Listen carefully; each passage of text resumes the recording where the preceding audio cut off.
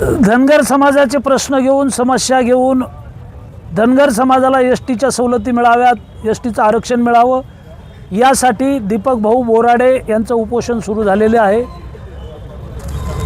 ते वेगळ्या पक्षाचे किंवा वेगळे जरी असले तर आमचे मित्र आहेत सगळ्यांचे। समाजाचा प्रश्न आहे, धनगर समाजाचे न्याय मागण्या आहेत। धनगर समाजाची मुलं शिकली पाहिजेत, IAS IPS कलेक्टर झाली पाहिजेत, तहसीलदार BDO झाली पाहिजेत, त्यांना एसटीच्या सवलती मिळाल्या पाहिजेत। त्यासाठी दीपक भाऊनी हा लढा पुढे केलेला आहे। आमचा त्याला 100% पाठिंबा आहे।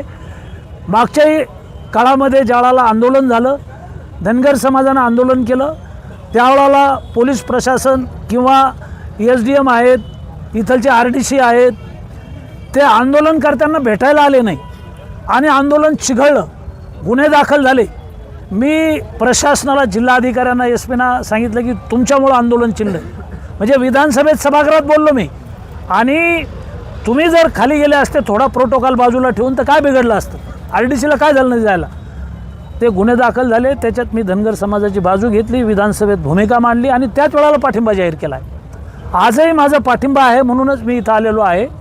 माननीय मुख्यमंत्री आहेत देवेंद्र फडणवीस साहेब, माननीय राम शिंदे आहेत, आमचे सभापती आहेत विधान परिषदेचे, गोपीचंद पडळकर धनगर समाजाचे नेते आहेत। यांच्याशी सगळ्यांशी चर्चा करून, माननीय मुख्यमंत्र्यांशी बोलून धनगर समाजाच्या या न्याय मागण्याच्या संदर्भात आम्ही आवाज उठवू आणि या समाजाला न्याय मिळवून देण्यासाठी मी समाजासोबत आहे।